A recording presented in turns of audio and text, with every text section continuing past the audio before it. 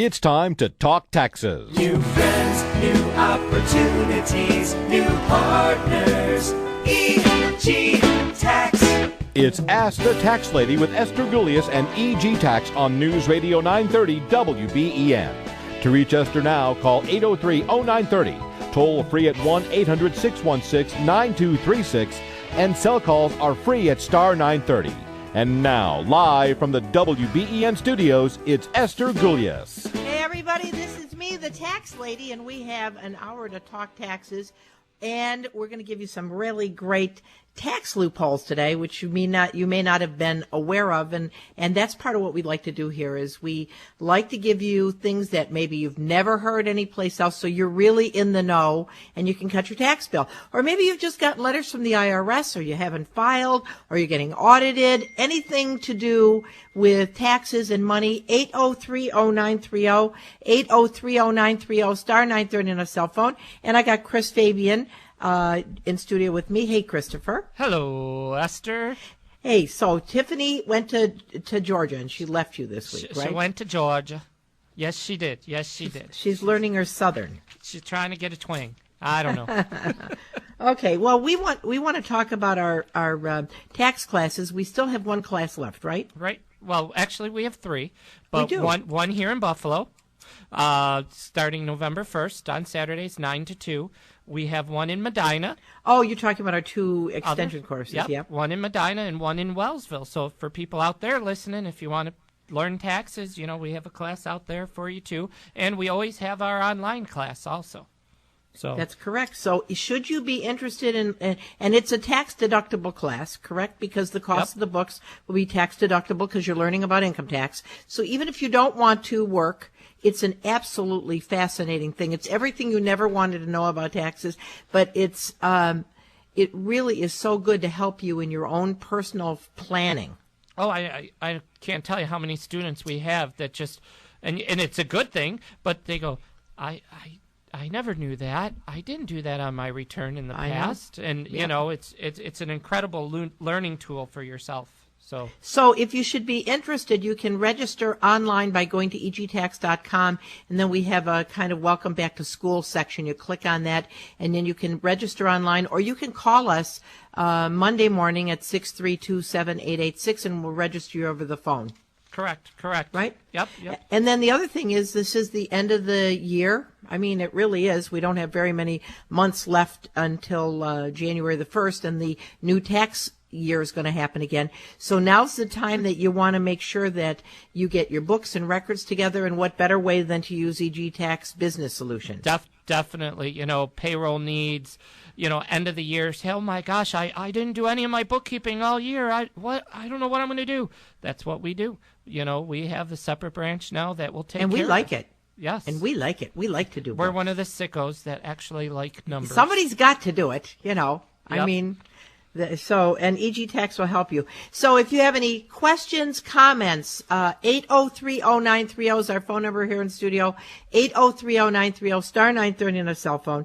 And I thought we talked today about loopholes, things that people may not know is in the tax code, and help them in their planning as we approach the end of the year. The first one I thought I'd talk about is the innocent spouse ruling. And Chris, why don't you explain what that is and who would qualify for that? Well, you first would have to be married. True. That's the word spouse. Okay. Right. And it doesn't mean someone's on trial.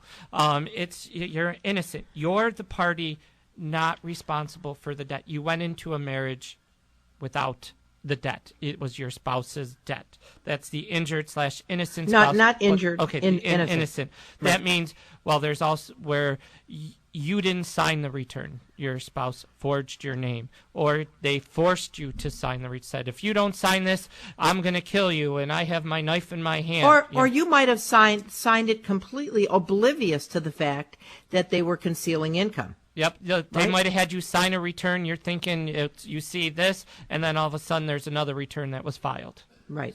So if you're an innocent spouse, if you're paying a liability and you filed a joint return and the IRS is after you to pay the liability, and you know that you really had nothing to do with that liability, if you need help with that, you can call us, and there's special forms we can fill out to get you out of that liability. If you were innocent, in other words, you were oblivious, you didn't know, you had no part of it, they forged your signature, they're after you incorrectly, then there's a form we can do to help you get out of that. Then the other thing is the injured spouse, right? Yep, the injured spouse is what I was talking about earlier, where you do go into a marriage where your spouse has the debt outstanding, such as student loans, child support.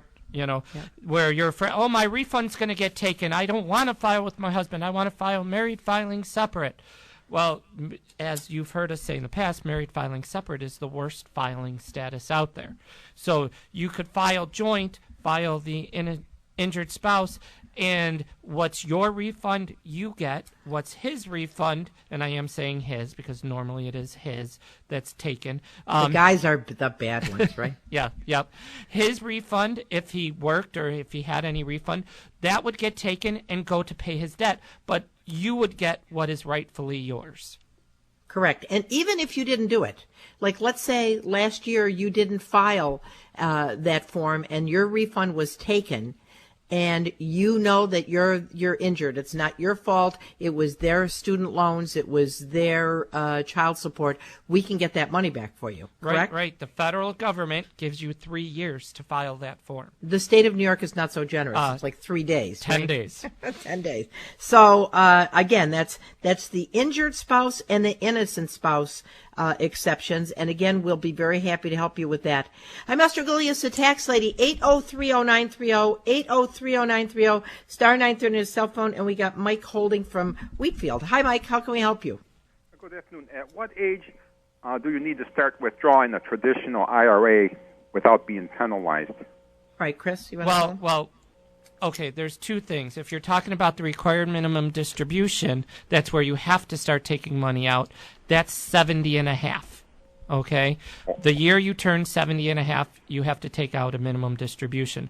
But if you're talking about not taking money out of your IRA and not getting penalized, that's 59 and a half. For some reason, they like the half years. But you're forced to take it out at 70 and a half. In other words, if you took it out at, say, age 69, they wouldn't penalize you, right? No, but it's still going to be taxable. But you're not going to. Yes. The penalty, the required minimum distribution penalty, is a requirement that you must start withdrawing from your pensions and annuities. And if you don't, the penalty is 50% of what you didn't withdraw. But once you're age 70 and a half, you must start withdrawing based upon your life expectancy. 50%, that's a high. I know, it's a very, very bad penalty. So, I thought it was 65, so it's not. No, but if you've been withdrawing, you're in good shape. No, I haven't withdrawn anything. But Right, you're but not 70 and a No, half I'm yet. not 70 yet. I thought it was 65, so that's why. No, see, you're good, so you can celebrate this afternoon. But I don't really remember that 50%. I Okay, know. Thank you. All right, thanks for calling. I'm Esther Gulius, the tax lady from EG Tax. We're going to take a short break. We'll be back on the other side with more tax loopholes and your phone calls. 8030930, 8030930, star 930 on a cell phone. We see you on the other side.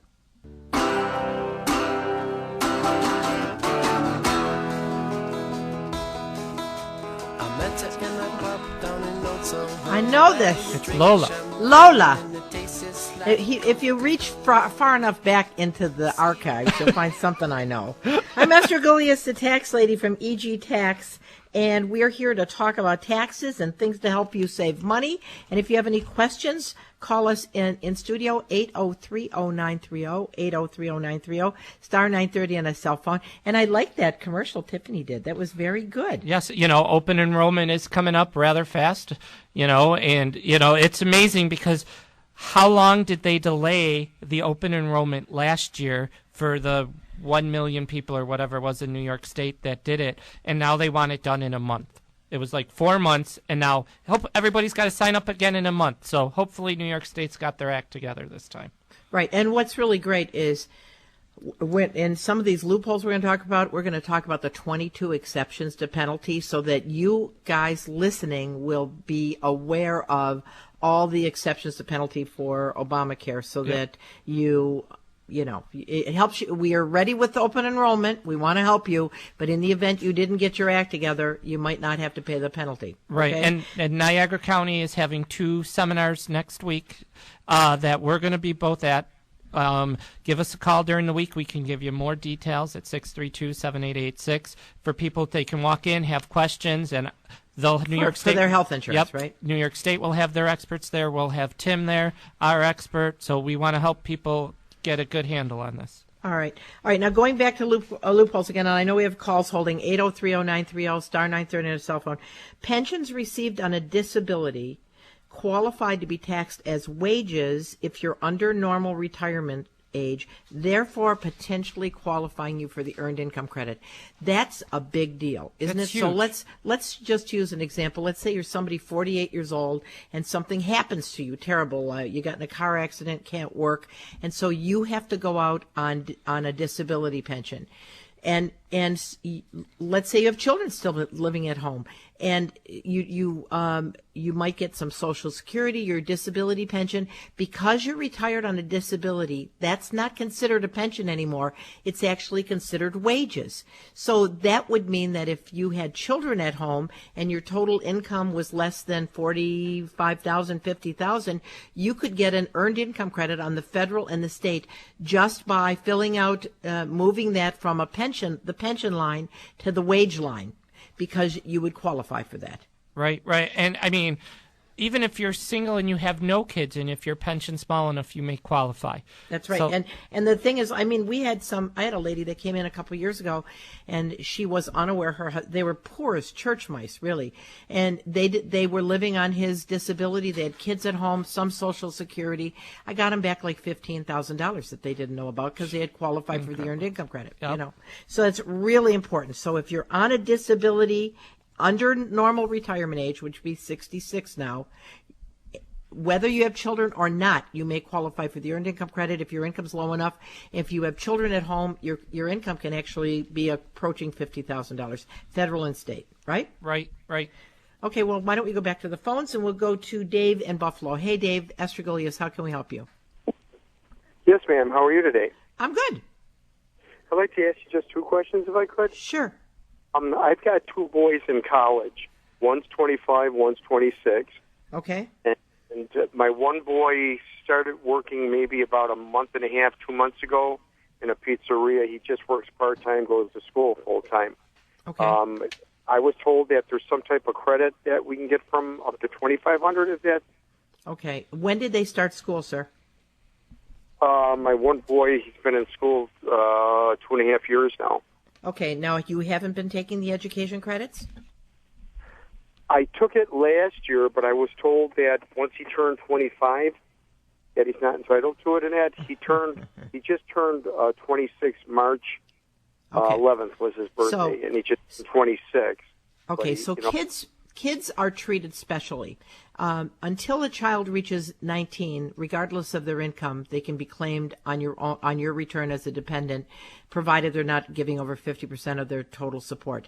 Once a kid reaches 19, from the ages of 19 to 24, they have to be a full-time student going to school 5 months or parts of 5 months during the year. Once a kid reaches 24, then the rules of the game change. That doesn't mean you can't claim them anymore. It just means that they can't earn more than $3,950. That would be this year's personal exemption. So they can't earn more than $3,950 and still be claimed as a dependent on your return. So the question is, are either of your boys going to make more than $3,950? No. No, the boy that's working in the pizzeria won't make that. The other boy I don't worry about because his college is taken care of by the government because he was in the service for 4 years. All right, so he has his education is covered by the federal government. Yes, yeah, him I have no problem. It's just the younger boy is what I was worrying about. So, and he's not going to make more than $3,950? I don't think he'll max out at $3,950 because he only started working like about I'd say maybe the last 2 months. Okay, so if he makes less than $3,950, and he's not giving over 50% of his own support, and he's not filing a joint return with anybody, and he is a citizen or resident of the United States, then he's your dependent. Okay. Then, because he hasn't been in school for 4 years in continuing in higher education, you would qualify for the American Opportunity Tax Credit. And because you haven't taken it except for 1 year, and so you would get a tax break on the federal of a maximum of $2,500, and on the state close to $400. So it's about a $3,000 savings to you.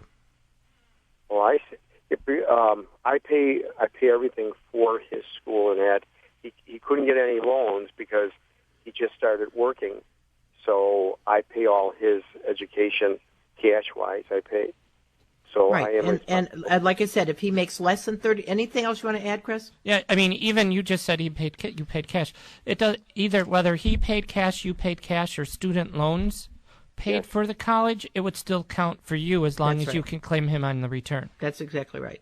So you want to watch. To make sure that if he's approaching that 39.50 mark, that maybe he would let it sit, because really it means about over $3,500 to you with the personal exemption. So I'd be very careful to make sure he doesn't make over that 39.50 limit, so that he'll qualify as a dependent. Now next year, if he's going to be working and he makes more than 39.50, he won't be able to be claimed by you. But it sounds like this year you're in good shape. Right, and then he would be entitled to the credit too. So even if his income's like $5,000, he would still get $1,000 refundable credit. Credit, but it would do much better for you. Much better for you. Okay. Now, last year you said that you claimed the credit, correct? Yes. Did you file him? Was he your dependent last year as well? Yes, ma'am. He lives at home. Yes. Okay. And the year before? He lived at home still. Was he in college then? Yes, full time. And you didn't take the college credit then? Not the year before. We didn't know anything about it. Okay, so you need to amend your tax return, and he would get, assuming he's a full-time student, right? Yes. And so you're looking at maybe $3,300 coming back. That's on the federal plus money from the state. I can file an amended return for that? Absolutely. So you're going to file a 1040X with the American Opportunity Tax Credit, and they're going to give you your money back, and you got to make sure you attach all the forms and schedules. Otherwise, they'll be just sending everything back to you. And if you need help, we'll be very happy to help you with that. Okay? How do I get a hold of you guys? I don't know who to. I listen to you all the time, and I'd like to come to you guys, but we're right. Our corporate headquarters is on Niagara Falls Boulevard. So, what part of town do you live? You live in Buffalo, right? Yes, ma'am. So this time of year, the only office that's open is near the Grapevine Restaurant on Niagara Falls Boulevard, just before you get to Ellicott Creek. Thank you very much for all your help. All right, good. We'll talk to you next week. Thanks Get you some money back. That's what we like to do. We'd like to get people money back, don't we, Chris? Definitely. Yep, and you can give us a call, too, 632-7886. Give us a call. We can set up the appointment. He can go to egtax.com, get all of our information there, too. So. All right, let's go back to our loopholes here. Debt cancellation. I think everybody knows that if you get that 1099-C, that's going to say that you have to pay taxes on debt cancellation. But is that always true, Chris? No. Well, it's potentially. It has the potentiality of being. If potentiality is a word. It's taxable. It depends on your financial situation. Right. And this is what people don't know about, is that if you were considered insolvent at the time the debt was forgiven, then it's not taxable. Many people, if not most people, who are looking to have debt canceled, it's because they don't have the money to pay it. So when you add up all of your assets, like I got a car, I got some furniture, I got some jewelry, there's my assets. My assets are $8,000. What do you got in liability? I got $30,000 in charge cards. I got $18,000 in student loan interest. So your assets may be 5, but your liabilities might be 40. If your assets are less than your liability, than your liabilities, then the amount of debt forgiveness up to that difference is forgiven, right? Yep, definitely. And so you fill out Form 982, and it gets rid of it. And again, if there's anybody listening that got a letter from the IRS because of a debt forgiveness, and nobody asked you about the insolvency factor, we can amend the return and get your money back. Right, and that also goes, that just changed as of January 1st this year, 14. But before that, it was your personal home. If you lost your home due to a foreclosure, then that debt wasn't taxable either. And you could have gotten a 1099 for that, and you may get a letter in the mail saying, hey, you didn't claim this income with the huge bill, but if it was your personal home, not taxable. That's right. But again, until you do the 982, we talk in English, the IRS talks in forms. And so if you don't do the right form, they're not going to understand correctly. So you just call EG Tax. Well, I'm Esther Gulius, the tax lady. We're going to take a short break for the news. 8030930, 8030930, star 930 on a cell phone. We'll see you on the other side.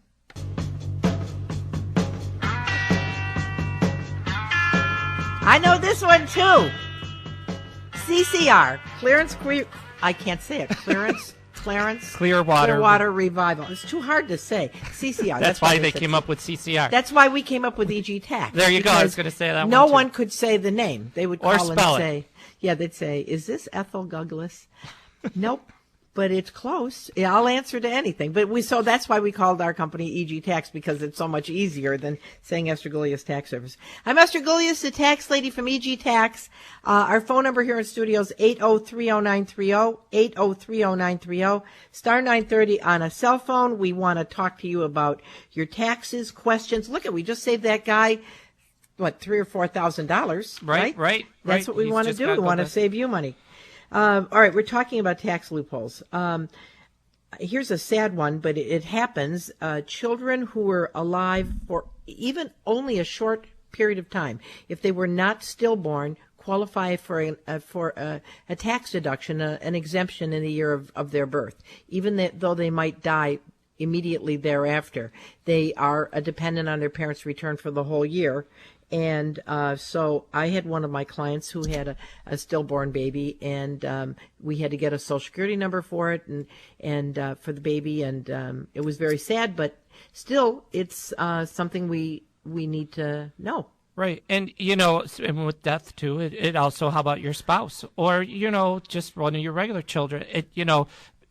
The death with the dependent is anybody that was alive during that year that would have qualified for your dependent. That's right. So if your spouse passed away in January, you file them as if they were there the whole year. And you're still married, filing joint for that That's year. Exactly right. Another one is alimony payments. If you're somebody receiving alimony and you're not working, then you can still put money into an IRA. So a lot of people don't know that they could make up to a $5,500 contribution to an IRA or $65 if they're 50 years or older, even if they don't have wages, but they have alimony income. Correct. Right? Yep.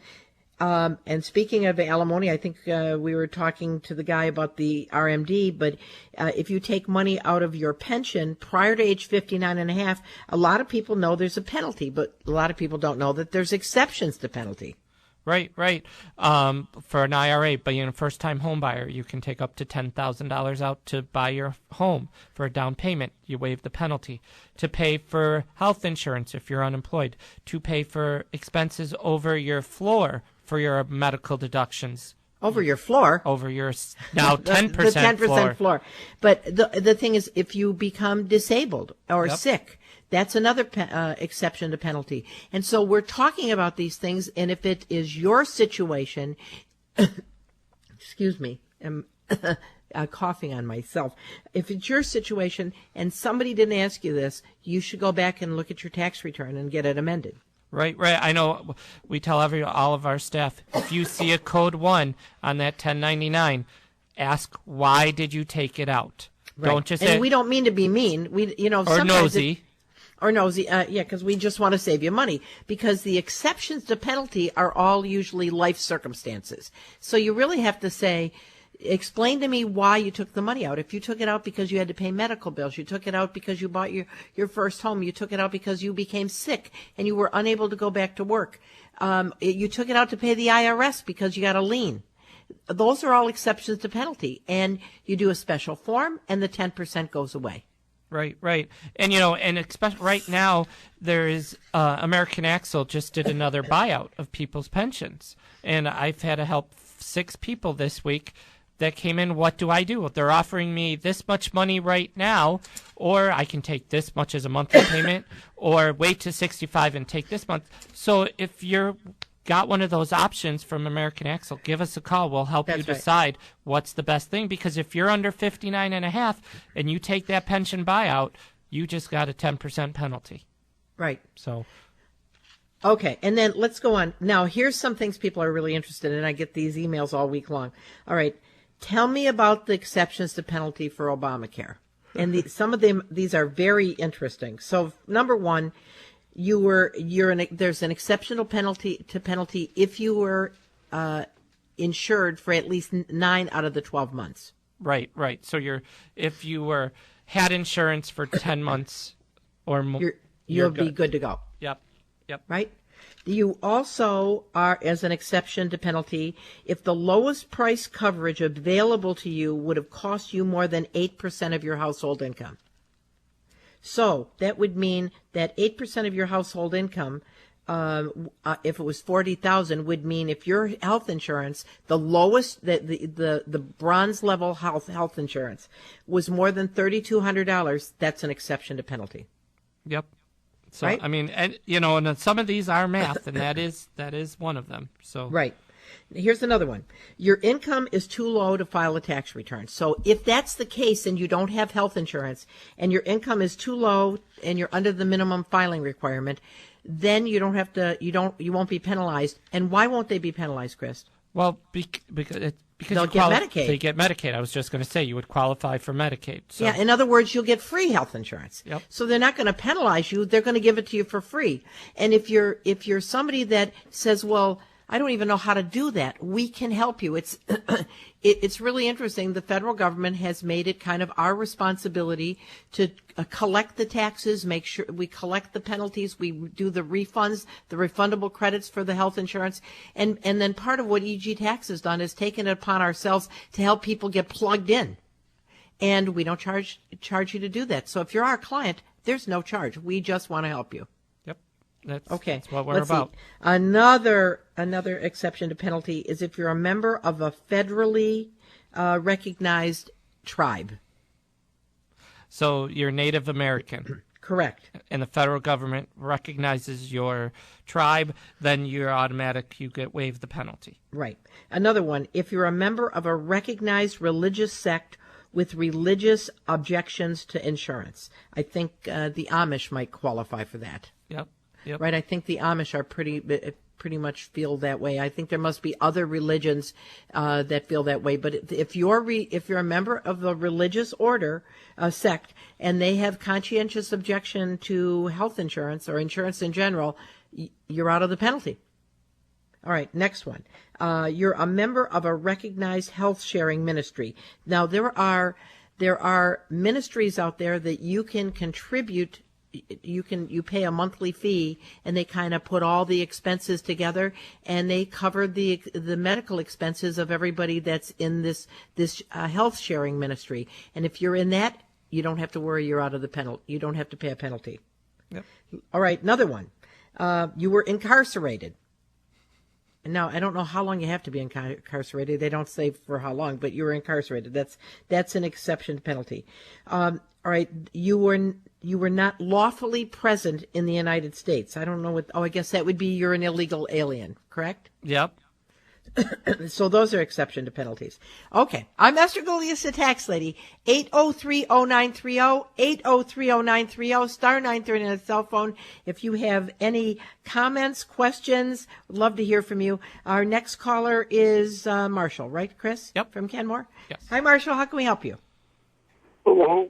Hey. I'd like to ask you a question regarding my home.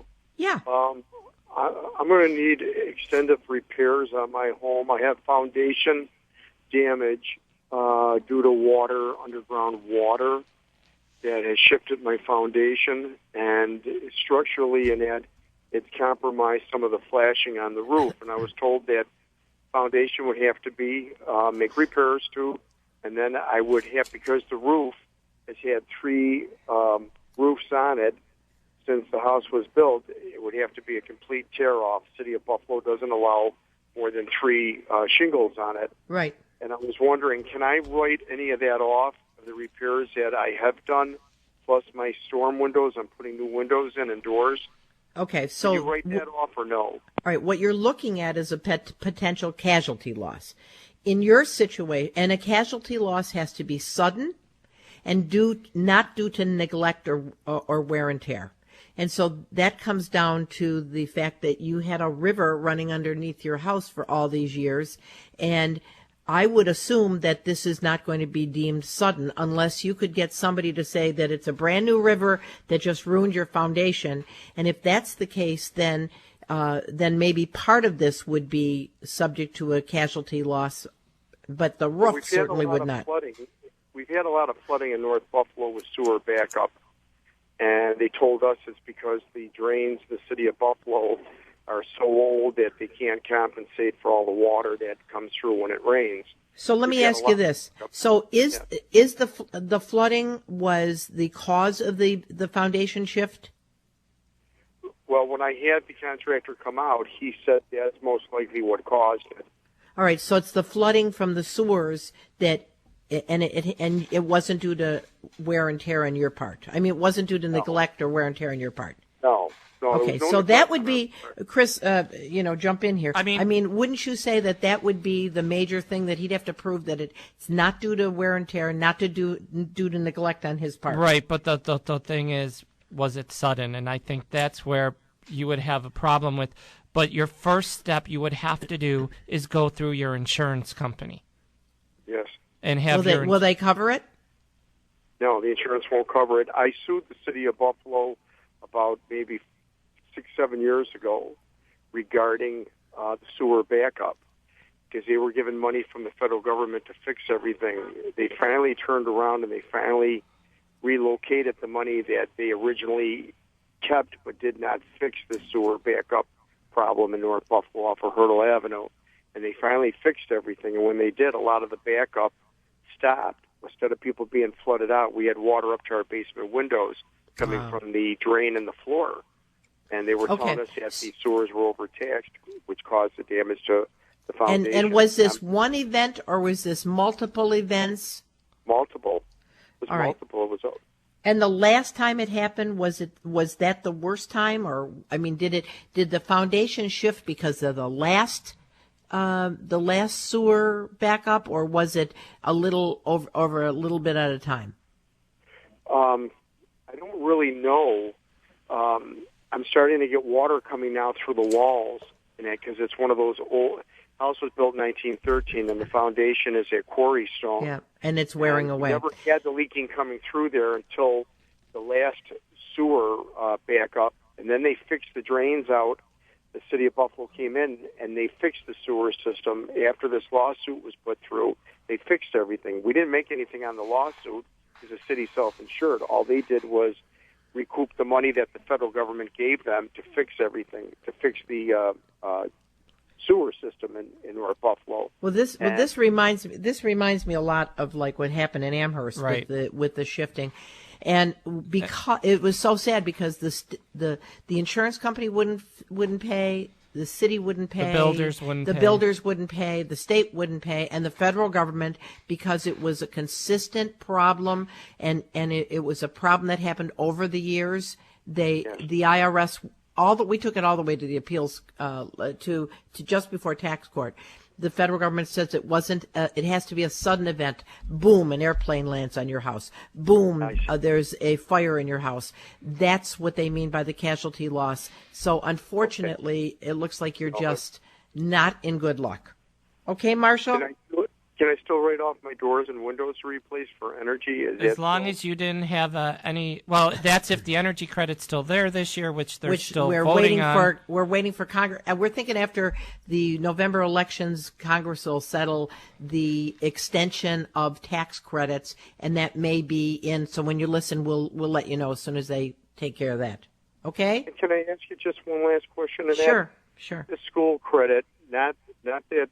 I heard on your radio before about that tax credit of $2,500. There's another tax credit that you can get the lifetime Right. learning, which is 20% of the first $10,000 in continuing education once you reach the maximum number of years with the American Opportunity Tax Credit, or if you aren't in school at least as a half-time student. So that's called lifetime learning credit? Lifetime learning. Thank you again for all your You're help. welcome. Sorry about your situation.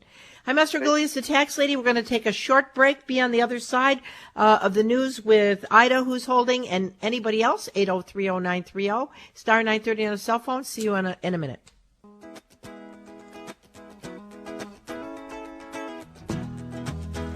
Yeah, I know all these songs. These are my good old days songs. I'm Esther Gullius, the tax lady from EG Tax, 8030930, 8030930, star 930 on a cell phone. We're going to run through these hardships real quick, Chris, and I know we got a couple people waiting. And if you want to get in before the top of the hour, 8030930, star 930 on a cell phone. All right, other hardships, to not have to pay the penalty for Obamacare if you don't have the insurance. If you were homeless, right? Yep. Evicted in the past 6 months or facing eviction or foreclosure. So anybody that has an eviction notice coming, facing eviction or foreclosure, they're out of the penalty. You have a shut-off notice from a utility company. Doesn't mean they shut you off. It means you got a shut-off notice. Yeah, so stop paying your bills for a couple Right. months. Here's another one. You experienced domestic violence. That's an exception to penalty. There was a close family member who passed away. That's an exception to penalty. You experienced fire, flood, or natural disaster. This poor man that just called us, it sounds like this is his exception to penalty for Obamacare. You filed for bankruptcy in the past 6 months. You had medical expenses you couldn't pay within 24 months, resulting in substantial debt. Now, nobody says what that is, but you know, so if you have large medical bills, that's an exception to penalty. You experienced unexpected expenses caring for an ill, disabled, or aging family member. Time to have mom move into the house, I think. Let's see. You expect to claim as a dependent someone who is denied coverage in Medicaid, and another person has been court ordered to give medical support to the child. In other words, your child's baby daddy was supposed to pay for the health insurance, and you went to Medicaid and they turned you down. That's another exception to penalty. You were determined ineligible for Medicaid because your state didn't expand eligibility for Medicaid under the Affordable Care Act. Now, that is not New York, right? Right. That's because New York is in there. But like if you're in Florida, or I don't know if Pennsylvania and Ohio are that aggressive with the Affordable Care Act, but certainly New York is. Your individual health insurance plan was canceled, and you believe other marketplace plans are unaffordable. Now talk about subjective. Everybody I talk to says, we can't afford this. So it looks like that's an exception to penalty. Yep. So your plan was canceled and you think it's too expensive. And then the last one is you experience another hardship. You experience hardship. You would experience hardship if you obtained health insurance. What does that mean? You gave up something because you had to get health insurance, so they're saying you don't have to give, I guess. You don't have to get the health insurance. If you're going to experience health hardship, that's enough. So that's remarkable to me. Yep. Because that really does give people a lot of latitude. Yes. So that's part of what we want to do is nobody else knows this stuff but you guys, and that's what's so cool. Why don't we go to the phones and talk to Ida in Cheektowaga. Hi, Ida. How are you? Oh, hi, Esther. I have a question here. I had received a letter because I had inherited my husband's IRA. Right. And now I had gotten this letter. It was in a fund. I had gotten this letter, and they're stipulating something about that the entire account has to be taken out on the 5th year of the anniversary of the IRA owner's death. Okay, but you're the spouse, right? Yes, I am. And you inherited the IRA from your husband. Correct. All right. Well, in that case, That would be true if you were a non-spouse beneficiary. But if you were a spouse, then it rolls right into your name, and you don't have to start taking it out till 70 and a half. Well, I have been taking it out. Okay, but and you don't you put have it to in take. your name now? Yes, it's in my name as a beneficiary. Okay, well, you don't have to take it out within 5 years because you're the spouse. It confused me because they said after the 5th year anniversary of. But you're the spouse. So what happens in that kind of an IRA?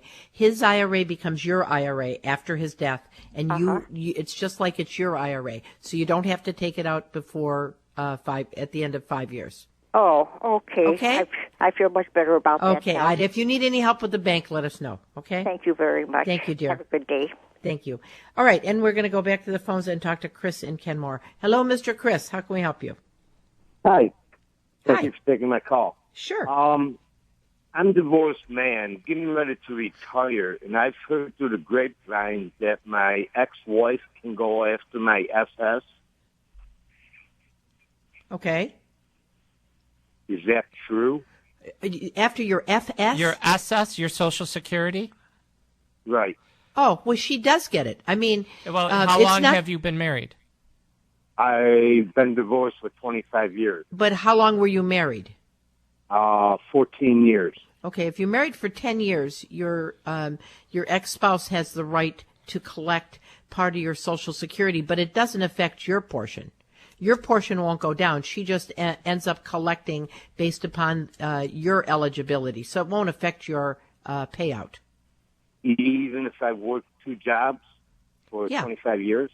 Yeah, it's your Social Security is based upon you. Your spouse who lived with you for 10 years will qualify under you to get Social Security, but it doesn't take away from your Social Security. Okay, now I just remarried. It doesn't, if you are married to this spouse for 10 years, she'll be eligible if she doesn't have more money if she'd worked. They'll compare how she'll do better with her own Social Security or part of yours. Okay, I'll let this go. And can I stop in your office? Hey, You're on stop 90 in. Boulevard? Love to talk to you. Just come on in. We'll give you a cup of coffee. Thank you very much. All right. Thank you, sir. Bye-bye. Okay, and then we got Tom and he's on a cell. Nope. Hi. Tom hung up. So Okay, and we got James then? Yep. Hey, James. Hi, hello, Esther. Oh, how are you? How can we help you? Yes, I'm calling about that New York Family Relief Fund. What is it? If you have young kids. Sure. No, I have 2 kids, 2 and 7. I only received a check for $350. Is it supposed to be $350 per family or per child? It's $350 per family. It originally came out, they said $350 per child, but it is only $350 per family. Oh, I see. That's what I heard. That's why I'm calling to find out. Okay, so it is $350 per family. Right. Okay, so that's All what I right. got. Everything's Well, fine. that's good. Enjoy the money. It's got to come in handy. Yeah, okay, thank you. Thank All you. right. Have a Thanks. weekend. Bye. Thanks very much. Okay, and then we got Ron from Buffalo holding too. Hey, Ron. Hi. Hi, Hi. Esther. How you doing? I'm marvelous. How Hi, about you? What can we do for you? I'm fantastic. Pleasure talking to you. Listen, Thank you. I have a question whether or not I need to file if there's a limit. I have 3 incomes. One I know is Social Security disability is not a taxable income, but I also receive a pension and work a part-time job. All right. Now, is there a limit to where I have to file? How much is your pension? Pension is roughly $250 a month. Okay, and the part-time job, how much you making there? Roughly around between $4,000 and $5,000 a year. Okay, so and you're a single guy? Yes. Okay, so if you make $5,000, that would be $8,000. And how much is your Social Security? It's not $20,000 or anything like that, is it? Oh no! Per All right. month it's about So your standard deduction and your personal exemption would be more than $8,000, so you don't have to file. But you want to file. How old are you? May I ask? 59 years old. All right, so you get an earned income credit because you're working. It sounds like you'll get an earned income credit. Yeah, you'll get an earned income credit, and so you want to file because you want to get your taxes back that they took out for federal and state, and you're going to get an earned income credit on the federal and the state. Oh, great! And if it's been like this for a couple years and you haven't filed, you may want to get them because you'll have refunds coming. Actually, this is just the first year of it, but it's good to know. Well, good. I will be in. I'll be in to see you. Pennies from heaven, right? Yes, I really appreciate it. That's all right, Ron. Something I wasn't expecting. That's what we like to do. We love helping people. So have a great day. I'm Esther Gulius, the tax lady from EG Tax. If you're somebody that thinks that you'd like to have it double checked, you can just stop into our corporate office on Niagara Falls Boulevard anytime, 9 to 5, Monday through Friday, until tax time when we're there all the time, and you can stop in as well. Right, you can. And we're there to help you. Yep, like us on Facebook, and you can get our weekly tax tips, listen to our radio show, even give us suggestions for upcoming shows if you have any. That's exactly right. So have a great week. I'm Esther Gulius, the tax lady, with Christopher Fabian. Come join our family. That's right. Come join our family. Bye-bye. Have a great week.